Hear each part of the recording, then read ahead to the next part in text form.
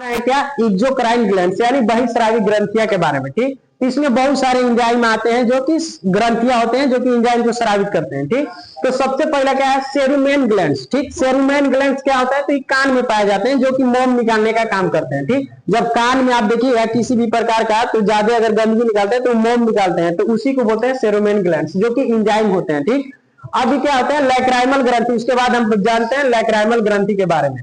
तो लैक्राइमल ग्रंथि कहां पाया जाता है, तो आंख में पाया जाता है जो कि आंसू बनाने का काम करता है। आंख में कौन सा एंजाइम होता है, तो लाइसोजाइम एंजाइम होते हैं। फिर आते हैं स्वीट ग्लैंड्स, ये भी क्या है, ग्रंथियां ही है स्वीट ग्लैंड्स। श्वेत ग्रंथि ये कहां पाया जाता है, तो आपको इसके कहां पाया, स्किन में पाया जाता है। ठीक, कहां पाया जाता है, स्किन यानी त्वचा में पाया जाता है, जो कि पसीना का निर्माण करता है, पसीना निकालने का काम करता है कौन, श्वेत ग्लैंड्स। ठीक, फिर आते हैं ये क्या है, सिबिकस ग्लैंड्स। ये क्या है, सिबिकस ग्लैंड्स। ये क्या होते हैं कि तैलीय ग्रंथि होते हैं। कैसा होता है, तैलीय। किसी किसी का फेस जो देखिएगा उसका ऐसा होता है तो तैलीय होता है, ऑयली होता है, तो उसमें सिबिकस ग्लैंड्स की मात्रा सबसे ज्यादा होता है। इस अगर सिबिकस ग्लैंड्स जो होते हैं सबसे ज्यादा कहां पाया जाता है, तो नाक पर। नाक पर सबसे ज्यादा क्या होते हैं, तैलीय ग्रंथियां होते हैं जो कि तैलीय चीज ज्यादा नहीं। अब हम आते हैं सलाइवरी ग्लैंड। सलाइवरी ग्लैंड यानी कि कहां पाया जाता है, तो सलाइवा में पाया जाता है जो कि लार में से निकलते हैं। इसमें से बहुत सारे एंजाइम स्रावित होते हैं जो कैसा होता है, पाचक एंजाइम होते हैं। ठीक, इसमें जैसे लाइसोजाइम, टाइलिन, डायस्टेज और म्यूलिन निकलते हैं। फिर आता है क्या, गैस्ट्रिक ग्लैंड्स, जठर ग्रंथियां। ये कहां पाया जाता है, तो आमाशय में पाया जाता है। ये क्या होता है, तो पाचक एंजाइम होते हैं जिससे क्या निकलते हैं, पेप्सिन और रेनिन। ये क्या निकलते हैं, तो रेनिन और पेप्सिन। ये क्या करता है, रेनिन जो होता है किसका पाचन करता है, तो प्रोटीन का। पेप्सिन नहीं, रेनिन क्या करता है, सॉरी, दूध का पाचन करता है। पेप्सिन किसका पाचन करता है, प्रोटीन का पाचन करता है। अगर इसकी अगर अधिकता नहीं, माने जो गैस्ट्रिक ग्लैंड्स है अगर ये नहीं बन पाता है तो क्या कौन सा रोग हो जाता है, गैस्ट्रिक, यानी कि गैस का क्या होगा। तो आपको हम 6 ग्लैंड्स के बारे में बता देते हैं। 7वां ग्लैंड है क्या, म्यूकस ग्लैंड्स, जो कहां पाया जाता है, नाक में।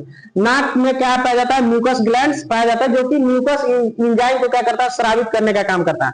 नाक में छिद्र होते हैं जिसमें आपको कुछ कुछ बाल होते हैं, कुछ कुछ जो उसमें क्या होता है, धूल कण को बाल को रोक लेता है, लेकिन छोटी छोटी बैक्टीरिया होते हैं जिसको नहीं रोक पाता है। तो म्यूकस एंजाइम जो होते हैं क्या करते हैं, उसको अपने ओर आकर्षित करके चिपचिपा बना देते हैं और उसको मार देते हैं। ठीक, और उसको फिर आपको आप समझिए कि नाक के नकटी के थ्रू उसको बाहर कर देते हैं। ठीक, फिर आता है 8वां में क्या है, लीवर। अगर कोई पूछेगा कि मानव शरीर की सबसे बड़ी ग्रंथि क्या है, तो लीवर होता है। कौन होता है, लीवर, जिसको हिंदी में बोलते हैं यकृत, जिगर बोलते हैं। किसका बना होता है, तो हेपेटिक कोशिका का बना होता है, प्लस में कुफर सेल का बना होता है। किसका बना होता है, हेपेटिक कोशिका प्लस में कुफर सेल का होता है।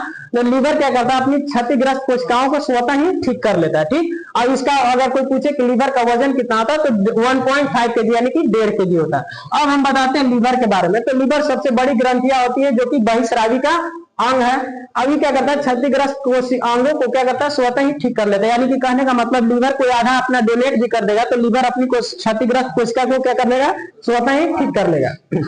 इसमें क्या पाया जाता है, तो फाइब्रिनोजेन, प्रोथ्रोम्बिन, हेपरिन और एल्बुमिन पाया जाता है। अब देखिए फाइब्रिनोजेन, प्रोथ्रोम्बिन क्या होते हैं, तो ये क्या करते हैं, रक्त को ठाका बनाने में मदद करते हैं। हेपरिन क्या करता है कि शरीर के अंदर जो है ब्लड को जमने नहीं देता, लेकिन जब ये हेपरिन क्या होता है कि कट जाता है तो ऑक्सीजन के संपर्क में आने से हेपरिन मर जाता है। और फाइब्रिनोजेन और प्रोथ्रोम्बिन कहता है कि देख तुम्हारे लाश पर हम बैठ करके इसको जमा रहे हैं। ठीक, उसके लाश पर चाह जाता है, इसको ब्लड को जम जाता है। एल्बुमिन क्या है, तो खनिज पदार्थों को रक्त में मिलाता है। जैसे खनिज पदार्थ जितने भी आप न्यूट्रिशन पोषण में खनिज पदार्थ खाते हैं उसको क्या करता है, इसको ब्लड में उसको पचा करके ब्लड में मिलाने में काम करता है। ठीक, फिर उसके बाद आते हैं क्या, बिलिरुबिन। बिलिरुबिन क्या होता है, तो देखिए आपको लीवर जो होता है, बिलिरुबिन यानी कि जैसे लैट्रिन का रंग किसके कारण होता है पीला, तो बिलिरुबिन के कारण होता है। और कोई पूछेगा कि यूरिन का पीला रंग किसके कारण होता है, तो यूरोक्रोम का कारण होता है। अब बिलिरुबिन क्या करता है कि इसकी अधिकता बढ़ जाने से क्या होता है कि जॉन्डिस बन जाता है। जैसे अगर मान लीजिए जरूरत से ज्यादा अगर बिलिरुबिन निकले तो आपको कैसा कौन सा बीमारी हो जाता है, जॉन्डिस।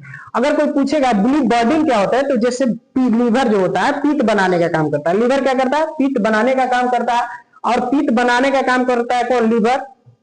तो इसमें अगर ये क्या करता है कि बिलिबर्डिन जो होता है पीत के रंग को कैसा कर देता है, ग्रीन कर देता है। कौन, बिलिबर्डिन, याद रख लीजिएगा। अब अमोनिया क्या है, तो अमोनिया क्या करता है, जितने भी भोजन आप करते हैं उसमें अगर अमोनिया रहेगा उसको किसमें परिवर्तित कर देगा, यूरिया में। और ये 2 घंटा के बाद फिर क्या बन जाता है, अमोनिया बन जाता है। जैसे आप कहीं भी जाइएगा स्टेशन के पास जहां बाथरूम होगा, शौचालय होगा, तो वहां पे देखिएगा कि जब यूरिन को त्यागा जाता है तो उस समय ज्यादा बदबू नहीं देता, लेकिन 2 घंटा के बाद फिर बदबू ज्यादा देने लगता है। ठीक, फिर क्या है, ग्लूकोज। ग्लूकोज को किस में बदल देता है, तो ग्लाइकोजन में। ग्लूकोज को किस में बदल देता है, ग्लाइकोजन में। अब देखिए ये इसके बाद हो गया आपका क्या आता है, कार्बोहाइड्रेट। क्या है, कार्बोहाइड्रेट यानी किस में बदलता है, फैट में। अब फैट में बाद क्या है, कोलेस्ट्रॉल में। अब अगर कोई पूछेगा सर्वाधिक कोलेस्ट्रॉल कहाँ पाया जाता है, तो लीवर में पाया जाता है। सर्वाधिक कोलेस्ट्रॉल कहाँ पाया जाता है, लीवर में। अब देखिए लीवर के बारे में बताते हैं। ये क्या करता है, जहर तथा शराब में, शराब से यह क्या हो जाता है, नष्ट हो जाता है। अगर कोई आदमी जो है जहर खा करके किसी मर जाता है, या किसी के भोजन में जहर दे दे, या फिर शराब का ज्यादा सेवन करे, तो सबसे ज्यादा अगर कोई प्रभावित होता है, कौन प्रभावित होता है, तो लीवर होता है। इसमें एक ऐसा तो कुफर सेल का बहुत बना होता है। इसमें क्या होता है, कुफर सेल क्या करता है कि विषाणु जीवाणु कीड़ा को क्या कर देता है, मार देता है। फिर उसके बाद क्या है, भ्रूणावस्था में आरबीसी ब्लड का निर्माण होता है। यानी कि अगर भ्रूण अवस्था में, जब बच्चा भ्रूणावस्था में रहता है, माँ के गर्भ में रहता है, तो इसका आरबीसी का निर्माण कहाँ होता है, तो लीवर के मेसोडर्म से होता है। कहाँ, लीवर के मेसोडर्म से होता है। और लीवर के बता ही दिए कि वजन कितना, 1.5 kg। यही देखिए आपका लीवर का फिगर है। ठीक, और यहाँ पे क्या है, पित्त रस है। और जो किसका पित्त यहाँ से स्रावित करता है, लीवर स्रावित करेगा। पित्त बनाने का काम कौन करता है, लीवर करता है। और इसको ग्रीन करने का काम कौन करता है, बिलीबर्डिन। अब कोई पूछेगा कि पित्त रस में कौन से तत्व पाए जाते हैं, तो इसमें पाया जाता है Cu यानी कॉपर, Fe यानी आयरन यानी लोहा बोलते हैं, K का मतलब पोटेशियम। कोई पूछेगा तो आप बता दीजिए, कॉपर, आयरन और पोटेशियम पाया जाता है तत्व।